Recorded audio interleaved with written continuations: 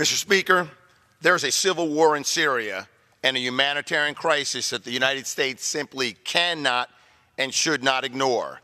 Today, there are some 2,000 U.S. soldiers and Marines on the ground in Syria who spent the past several years engaged in the fight to defeat ISIS. That fight has been largely successful, yet troops remain in Syria to prevent a resurgence of ISIS. U.S. forces are engaged in hostilities against ISIS, not in the Syrian civil war. Congress was informed in 2015 that our forces in Syria were there pursuant to the AUMF enacted in 2001 in response to the attacks on 9/11.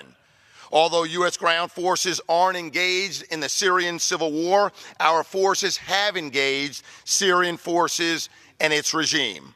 Last year, a U.S. Navy F-18 shot down a Syrian warplane in the collective self-defense of our coalition partners.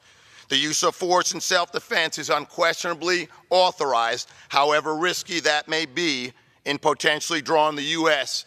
into armed conflict with Syria or into the Syrian civil war. In the fall of 2016, U.S. forces mistakenly and unintentionally killed Syrian troops in an airstrike that was intended for ISIS fighters. Last year, the Syrian regime launched an aerial bombing with sarin, causing the deaths of nearly 100 civilians.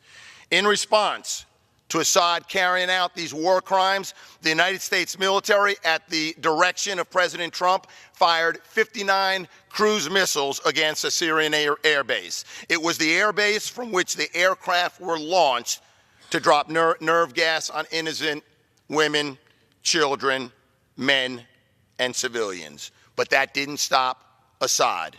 Just 11 days ago, less than 10 days after President Trump instructed military leaders to withdraw U.S. troops from Syria as soon as possible, Assad again launched a chemical attack on more than 500 people. In response, and without meaningful discussion with Congress, President Trump once again ordered airstrikes against Syrian targets associated with a Syrian chemical weapons program. Mr. Speaker, notwithstanding the U.S. President on the ground and our air engagements in Syria since 2015, this Congress has never openly and formally debated the question of the authorization for the use of military force in Syria. It is time for us to do our job.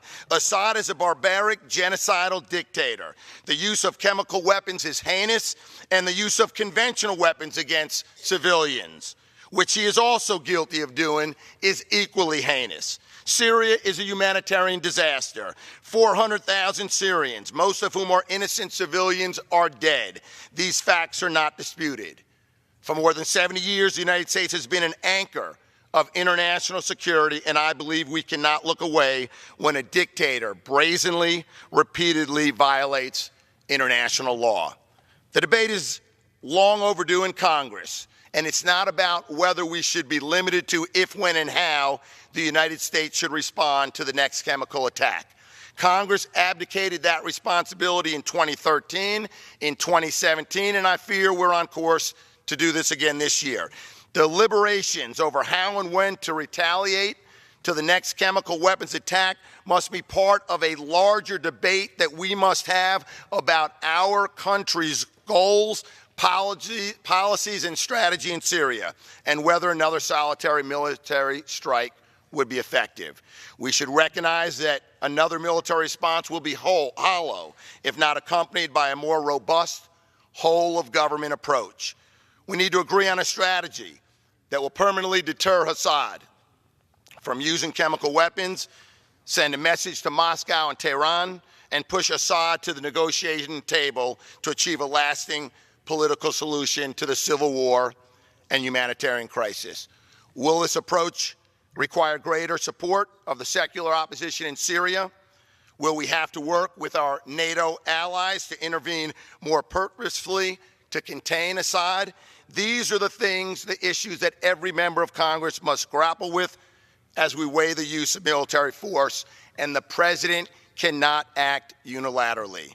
I believe our ideals and principles, as well as our national security, are at stake in Syria. Along with our leadership, and an international system where we seek to ensure that weapons of mass destruction are never used. I believe our democracy is stronger. Gentleman's when the time has President expired. acts in support with the support of Congress. Mr. Speaker, let's debate and vote on the authorization to use military force in Syria now. I yield back the balance of my time. The chair now recognizes the gentleman from Washington, Mr. Larson, for 5 minutes.